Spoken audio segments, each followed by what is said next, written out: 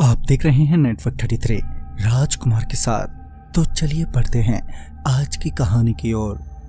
उस रात जब किसी प्रशासनिक कार्य के चलते रूट डाइवर्ट किया गया तो मेरा सिर दर्द बढ़ गया। दरअसल रूट डाइवर्ट होने के कारण अब मुझे काफी घूम के जाना पड़ता, जिससे मुझे काफी सारा समय लगता, मगर दूसरा उपाय भी नहीं था। लिहाजा मैं ट्रक लेकर दूसरे रूट की तरफ चल दिया। रास्ते में मुझे एक आदमी दिखा जो लिफ्ट मांग रहा था। मैंने उस आदमी को लिफ्ट तो दे दी, मगर जब उसे पता चला कि मैं पुराने रेलवे ट्रैक के रास्ते जाने वाला हूं, तो वो मुझसे बोला, आप उस रास्ते से मत जाओ, वो रास्ता ठीक नहीं है। मैं आपको एक दूसरा रास्ता बताता हूं, आप उस रास्ते से चलिए। उसकी बात सुनकर मैंने उसे जवाब देते हुए कहा, मगर वो रास्ता तो मुझे और भी ज्यादा लंबा पड़ेगा।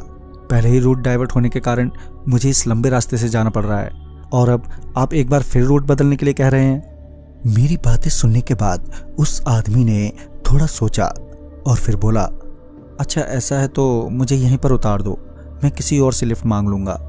बात तो अजीब सी थी, मगर मैं उसे फोर्स भी नहीं कर सकता था, तो मैंने आगे मोड़ पर जाकर उसे नीचे उतार दिया। वो आदमी जाते जाते बोला, एक बात का ध्यान रखना, अगर आपकी ट्रक पटरियों को क्रॉस करते वक्त बंद पड़ जाए तो बिना देरी किए ही वहां से भाग जाना। मैं इससे पहले उसे कुछ बोलता कि वो आगे बढ़ गया और मेरे मन में खामखा डर बैठा गया। खैर मैं ट्रक को मोड़कर अब रेलवे ट्रैक वाले रास्ते पर आ गया था, और जब मुझे सामने पटरियां दिखी तो न जाने क्यों मुझे उस आदमी की बात जहन में आने लगी। और हद तो तब हो गई जब मेरी ट्रक सच में पटरियों पर चढ़ते ही एकदम से बंद पड़ गई।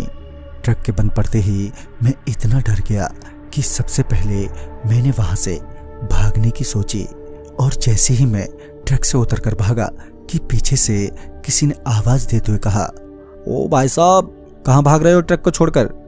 वो आवाज सुनते ही मेरी तो हालत ही बिगड़ने लगी। मेरे पांव जोर जोर से थरथराने लगे थे। पता नहीं मेरे पीछे वो कौन था। मैंने जैसे तैसे पीछे पलटकर देखा तो पाया कि एक नॉर्मल आदमी अपने हाथ में एक टूल बॉक्स लिए वहां पर खड़ा हुआ है।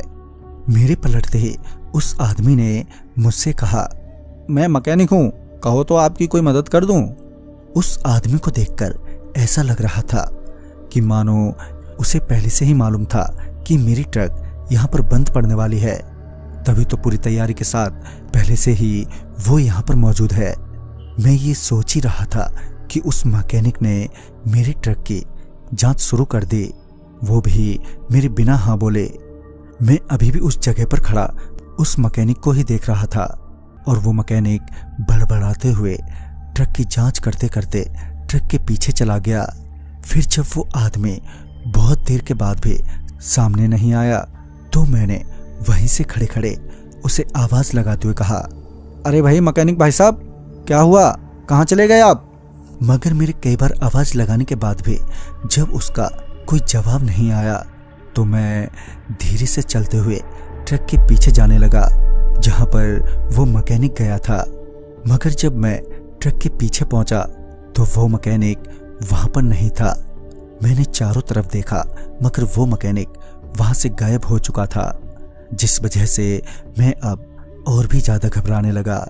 मैंने एक बार फिर वहां से भागने की सोची, और जैसे ही मैं ट्रक से आगे निकला कि एक बार फिर उस मैकेनिक ने आवाज देते हुए कहा, ओ भाई साहब, अब क्या हुआ, कहां भागे जा रहे हो। अब मैं इतना ज्यादा डर गया था कि मैं पीछे पलटकर भी उसे देख नहीं सकता था। मैं वहीं पर चुपचाप खड़ा हो गया, और वो मैकेनिक धीरे धीरे मेरे पास आने लगा। उसके कदमों की आवाज मेरे शरीर में एक अजीब सी सिरहन पैदा कर रही थी, और जब उसने मेरे कंधे को पकड़कर अपनी ओर घुमाया, जब मैं पीछे मुड़ा तो वो मैकेनिक मुस्कुराता हुआ बोला, अरे भाई साहब, कहां चल दिए, वो भी पैदल ही, आपका ट्रक तो ठीक हो गया है, आप चेक तो कर लो। उसकी बातें सुनकर मुझे किसी तरह की खुशी नहीं हो रही थी। मैं अभी भी उसे घूरे ही जा रहा था। साथ ही मेरे मन में यही विचार चल रहा था कि आखिर ये है कौन। फिर जब उसने देखा कि मैं अभी भी किसी मूर्ति की भांति वहीं जमा हुआ हूं, तो वो मैकेनिक मेरे करीब आते हुए बोला, अरे भाई साहब क्या हुआ, किस सोच में पड़ गए हो। फिर इस पर मैंने बिना कुछ बोले ही सीधे ट्रक में जाकर चुपचाप बैठ गया। और जैसे ही मैंने ट्रक स्टार्ट की तो ट्रक स्टार्ट हो गई। ट्रक के इंजन की आवाज सुनकर मुझे थोड़ी राहत मिली और मैं अब बस निकलने ही वाला था कि ट्रक की खिड़की पर किसी ने जोर से खटखटाया। जब मैंने ट्रक की खिड़की की तरफ देखा तो मुझे एक हाथ दिखा जो खिड़की पर खटखटाई जा रहा था, मगर वो हाथ मैकेनिक का नहीं था, क्योंकि वो अभी भी मेरे ठीक सामने पटरियों पर ही खड़ा मुस्कुरा रहा था। मैं कभी उस हाथ की तरफ देखता तो कभी उस मैकेनिक की तरफ। मेरी जान तो पहले से ही हलक में उतर चुकी थी। पता नहीं किस मनहूस मुहूर्त में मैंने उस आदमी को लिफ्ट दी थी। तभी उस मैकेनिक ने जोर से चिल्लाते हुए कहा, अरे क्या भाई साहब, बिना मेहनताना दिए ही जा रहे हो, ये तो ठीक बात नहीं है। तो इस पर मैं थोड़ा लड़खड़ाती हुई आवाज में बोला, नहीं ऐसी कोई बात नहीं है, माफ कीजिएगा, बताइए कितना हुआ। तो इस पर उस मैकेनिक ने उस ओर देखा जिस तरफ से वो हाथ ट्रक की खिड़की को खटखटा रहा था और बोला, क्यों उस्ताद जी, कितना बनता है। ये पूछने के बाद उस मैकेनिक ने मेरी ओर देखते हुए कहा, जी 733 रुपए। मैं ये सुनते ही तुरंत ही अपना बटुआ निकाला, मगर उसमें कुल मिला जुलाकर केवल 700 रुपए ही निकले। मैं अभी भी यही सोच रहा था कि अब क्या करूं कि उस मैकेनिक ने कहा, अरे भाई थोड़ा जल्दी करो, हमें आगे भी जाना है, उस्ताद को देरी पसंद नहीं है, चुपचाप उनके हाथ में पैसे थमा दो। मैं उस वक्त इतना ज्यादा खौफ में था कि मैं उसे ये भी बताने से घबरा रहा था कि 33 रुपए कम है। मैंने चुपचाप 700 रुपए अपने बटुए से निकाले और खिड़की के बाहर दिखाई दे रहे हाथ को चुपचाप पकड़ा दिए। मगर मेरे पैसे पकड़ाते ही ट्रक अचानक ही जोरों से हिलने लगा, जिस वजह से मैं तुरंत ही ट्रक से बाहर उतर आया। मेरे ट्रक से उतरते ही ट्रक भी अब हिलना बंद हो गया था। मैं अभी ट्रक को देख ही रहा था कि तभी पीछे से किसी ने मेरे कंधे पर हाथ रखा और जब मैंने पीछे पलट कर देखा तो वो मैकेनिक खड़ा था, मगर इस बार वो मुस्कुराने की जगह बड़े गुस्से में था। उसकी आंखें बिल्कुल लाल सुर्ख हो रखी थी। इससे पहले मैं उससे कुछ बोलता कि उसने मेरे सिर पर एक घुमाकर पाना दे मारा और मैं वहीं पर नीचे गिर पड़ा। वो इतने गुस्से में था कि वो लगातार मुझे पाने से मारे ही जा रहा था। मेरे चीखने चिल्लाने यहाँ तक कि गिड़गिड़ाने पर भी उसे कोई असर नहीं हो रहा था। उसने मुझे इतना मारा कि मेरे पूरे शरीर से खून बहने लगा था और जिस वजह से मैं कुछ ही देर में वहीं बेहोश हो गया। फिर जब मैं थोड़ा बहुत होश में आया तो मेरा शरीर दर्द से फटा जा रहा था। तभी मेरा ध्यान किसी के चीखने चिल्लाने पर गया और जब मैंने अपनी गर्दन घुमाकर देखा तो पाया कि वो मैकेनिक ट्रक के एक तरफ पड़ा हुआ है और साथ ही कोई उसे मारे जा रहा है। उस मैकेनिक को पीटता देख मुझे अच्छा तो लग रहा था, मगर मैं अभी भी उसी मुसीबत में फंसा हुआ ही था। मैं किसी तरह उठा और वहां से लंगड़ाते हुए भागने लगा। भागते हुए जब मैंने एक नजर पीछे पलटकर उस मैकेनिक की तरफ देखा तो पाया कि वो मेरी तरफ ही बढ़ा चला आ रहा है, मगर उसका सिर उल्टा हो रखा था। उसे मेरी ओर आते देख मैं और तेज तेज भागने की कोशिश करने लगा, मगर उसने तुरंत ही मुझे फिर से पकड़ लिया।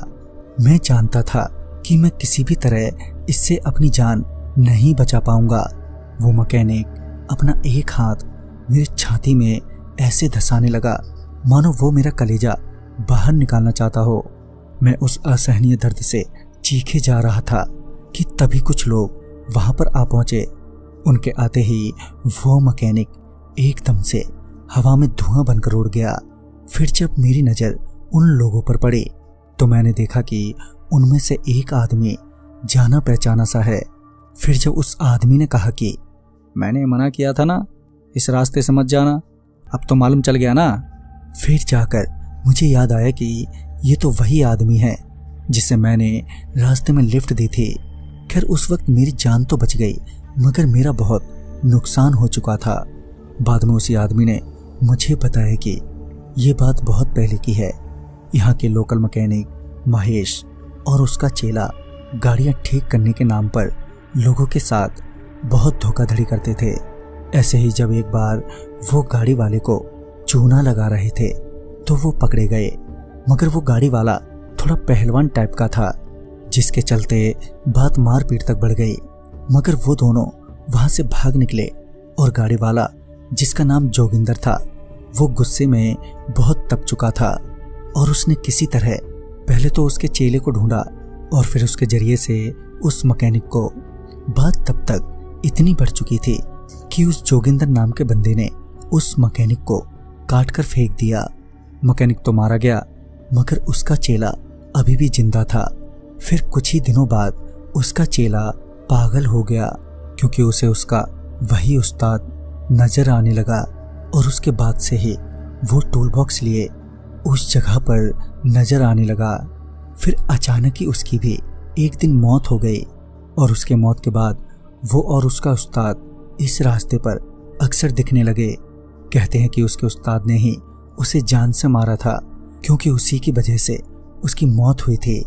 ये सब सुनने के बाद मुझे ये समझ में आ गया था कि कभी भी कोई आपको ऐसी सलाह दे जो आपको महज अंधविश्वास लगे, उस पर भले ही आप विश्वास ना करें, मगर सतर्क जरूर रहें। क्या पता आप किस अनचाही मुसीबत में पड़ने से बच जाएं। तो दोस्तों, इस कहानी में बस इतना ही। तब तक के लिए बाय एंड टेक केयर।